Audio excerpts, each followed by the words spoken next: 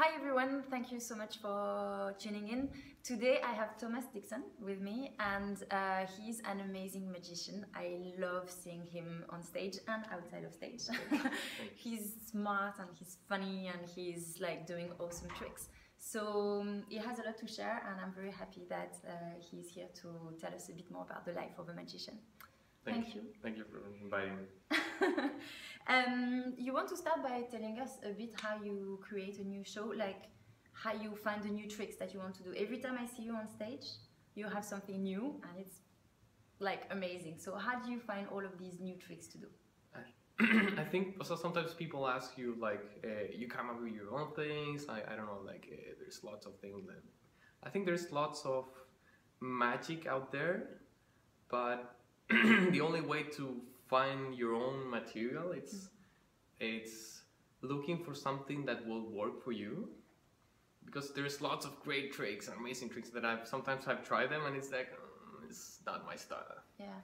So I think it's yeah, of course you can come up with your own things, but you need to look how you will perform to them. I don't know, like if you want to do something, I don't know, related to cards, but how can you do that thing that will be you and be authentic for you?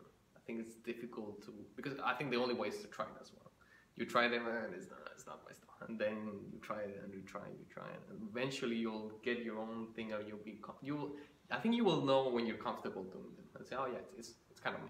So it's two things. It's I try and you feel this is me or this is not me, Yeah. and then you keep doing it and keep it, like if it's kind of like, oh okay, I could do that, you keep doing it until it feels like you. Yeah, I think sometimes, as I've been trying this new thing, and I like the trick. It's very nice. It's very fun, but of course I'm just building it up. So sometimes, in a couple of times, I think I can fix that, because it feels like weird. It feels like maybe because I've seen lots of magicians, they look at other guys' work and they just copy the whole thing, it's not that you can copy the whole trick, but if you're copying all the lines and all the jokes, and if you try them for you, it's come on, it's like people know it's not you. It's not, it's something different, something odd. It's not you. So yeah, you can try the jokes, but if eventually you will get your own rhythm, your whole things, and you can copy the whole, also the trick itself, but you usually have to be you performing it. I think that's the whole secret about being real with the audience, I think. Yeah. And about that, so when you're on stage, you're you, but you're also like not really you're a specific character. You're really funny. You're funny in real life, but you're really funny on stage. Yeah. So how do you so you have the trick part, the skill part of the show. How do you build the character around that? I think there's a lot of research and writing about it, but I think also about myself and what I think other magicians are also saying is like, it's not like you actually building this whole different persona.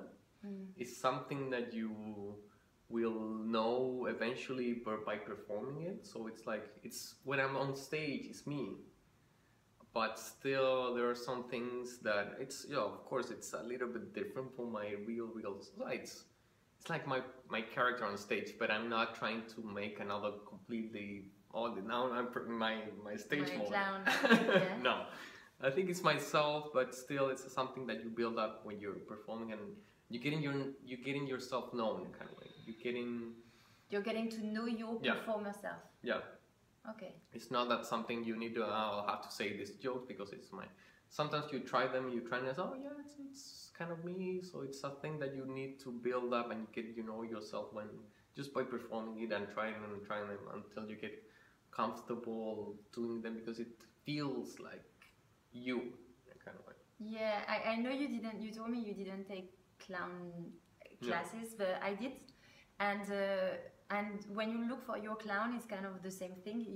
At first, it's that you have to try and you have to be in kind of relatively uncomfortable situations, and then little by little from your body, your clown comes out. Like my clown is very shy, for example, but wants to do a lot of stuff.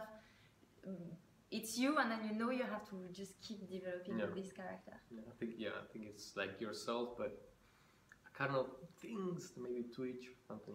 I've heard that there's lots of magicians. They say the real self are the ones on stage, the ones on real life. And I think it's too much in a kind of way. But yeah, I think it's you don't need to. So there's a couple magicians they invented this whole character. Yeah. But I think for myself, what I think is better is to be authentic. I think people can relate to that. Yeah. I think people can see when you're performing that this guy is authentic with himself. So it's a very strong connection that you build up with your audience. I think that's Yeah, I agree that I think it's one of the amazing things about your performance is that we really feel that it's you and that we're really rooting for you. And actually, this is my last question, my third question, which is about how you're building that connection with the audience. I mean, there's the character, but you told me before that you can't really go directly into the trick.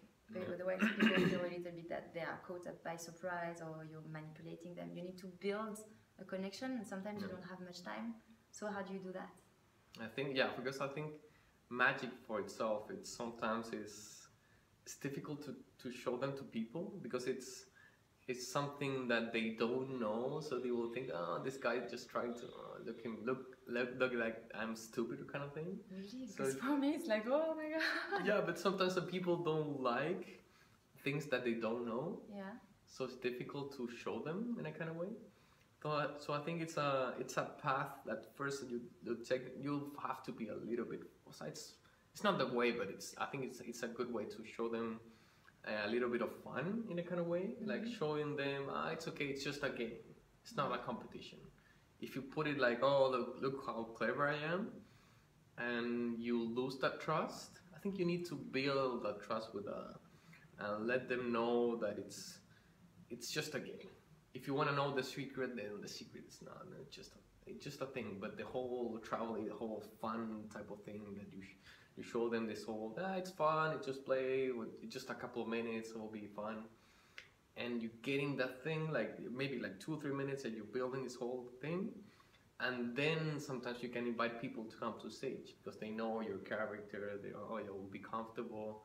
Some people, I don't know, comedians or magicians are really bad with audience, like they call them names, so it's, I don't want to come to the stage. So I think I think it's a good way. So if you can relate to people and people like you, they will give you more slack. Because if you mess up with the trick, it's oh my god, because sometimes you mess up the trick. And I love because sometimes, I mean, I don't know if it's part of the performance or not, but you look like you mess up and you're like, and we're really like, oh no, succeed. Yeah. Because you build that connection, basically. Yeah. I think the best way is to relate to people, and even if you really, sometimes you don't mess up, but when you mess up, people will give okay. They will give you slack because you created that trust. People don't want to look that you're making mistakes, but sometimes you do, and you have to go through that. So the best. So because if you put it like a competition or something, and it will be more difficult to get to that whole win-win scenario. I think it's like if everybody's there to have fun, and you want them to entertain them and everybody. So it will be, if you're putting them in your side, it will be better just the whole thing, more than look at how clever I am. If I messed up, it's boring, and then from there it will be difficult to get to them. To get the trust back. Yeah. Yeah, it's exactly like I was telling you this show that I did recently for the Fringe in Edinburgh, where we had everything ready, and we had when we were working on the script, we had this script that was going up, and they had this big, was growing building, and then we couldn't really make it work. Like somehow something was missing, and it was just about adding at the beginning some more stuff around the characters' personalities and their flows and like who they really were. That really made the show work, because you can have the perfect structure or an amazing trick. Yeah. It's true, if people are not interested in the person who is on stage, they will not care, basically. Yeah. They will not even watch. Yeah, I think that's sometimes you have this amazing trick and you want to show them, but if people don't care, it's like it's difficult to get that. Yeah. Oh, but I care because I love your tricks. Okay, that's so cool. Anything else you want to add? Yeah, basically I'm very happy to be here. It's been a whole journey to get this whole thing in magic. I think, I've been working, studying it. I think if the tricks, like always, the whole thing is just the basic steps. The first, like your tools. Like, I don't know, music has the tools, the piano, the old notes, the dancing has the tools. But eventually, or theater, whatever, eventually it should be like something that you show them to people, that you give it to people. Yes. Like it's more, it's self-expression kind of. That's the type of art. I think. And I think what magic specifically gives to people is like curiosity.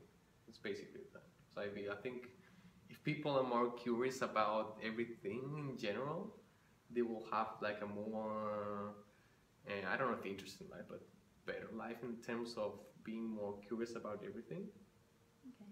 Because people think I think everybody will also sometimes you having this whole day, all the days are the same, all the jobs are the same, 9 to 5. Oh my God, it's boring. You go to the tube is always the same, but it's not. So you're looking like it's the same, but it's not, because every day is different. Yeah. But that's what you need to look things in different ways every day. I think you need to be more curious about everyday life. And magic invites you to do that. Yeah, I think that's. Yeah, it's true. I think that's what magic. I think myself, I try to show it a little bit to people to get more curious about things, or maybe just thoughts or things, but give maybe it's something new. Everything is new. That's really cool. Thank you. Thank you so much. Thank you very much. Guys, so Thomas is like amazing on stage. He's in London right now, and you can either go see him perform, or you can hire him for private events or your own stage shows. We have done that with our tango school already. It was amazing. And it's very easy. You just need to go to thomasdixonmagic.com. Yes. Yeah. And I will put the link below, and highly, highly recommend hiring him. Thank you. Thank you very much.